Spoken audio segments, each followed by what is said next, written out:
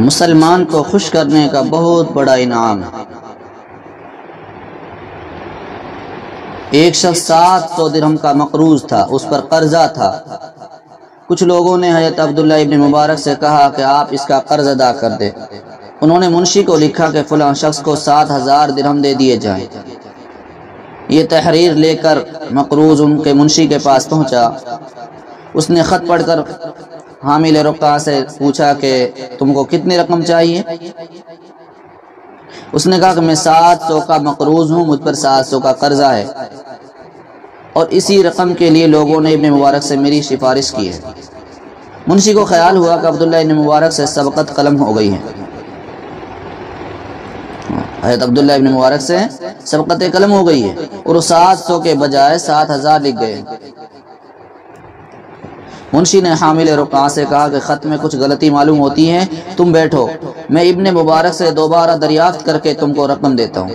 اس نے حضرت عبداللہ ابن مبارک کو لکھا کہ خط لانے والا تو صرف 700 درہم کا طالب ہے، اور آپ نے 7000 درہم دینے کی ہدایت کی، کہیں آپ سے چوک تو نہیں ہو گئی، سبقت قلم تو نہیں ہو گئی ہے؟ تو حضرت عبداللہ ابن مبارک نے جواب میں لکھا کہ جس وقت تم کو یہ خط ملے اسی وقت اس شخص کو تم 14000 درہم دے دو۔ منشی نے ازراہ ہمدردی ان کو دوبارہ لکھا کہ اگر اسی طرح آپ اپنی دولت لٹاتے رہے تو جلدی ہی سارا سرمایہ ختم ہو جائے گا۔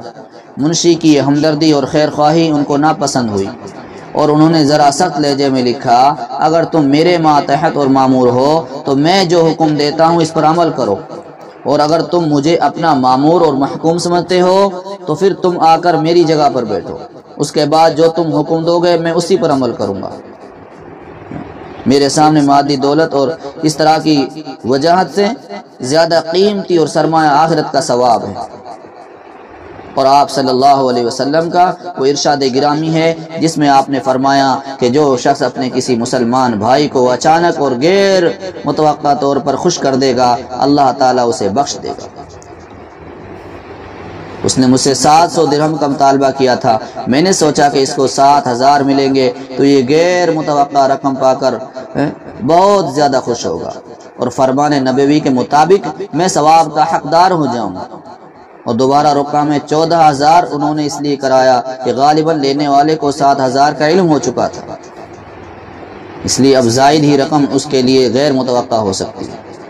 تو میرے پیارے دوست اور بزرگوں، بہرحال بات یہ ہے کہ جس طرح ہم کسی کو تکلیف دیتے ہیں، چغلی کرتے ہیں، برائیاں کرتے ہیں، تو کوشش کریں کہ کبھی نہ کبھی کسی کو ہم اپنی طرف سے کوئی خوشی بھی پہنچایا کریں، اپنی طرف سے کسی کے ساتھ میں بھلائی کا کام بھی کیا کریں، خیر خواہی کا کام بھی کیا کریں۔